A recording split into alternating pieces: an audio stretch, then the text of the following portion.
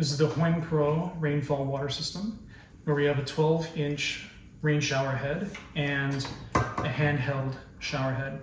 The handheld shower head has two different settings, one of more of a nice shower head, and then you can twist it to go to a hose-like nozzle.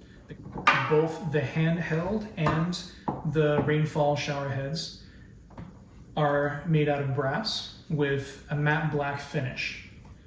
These nozzles right here are all made of silicone.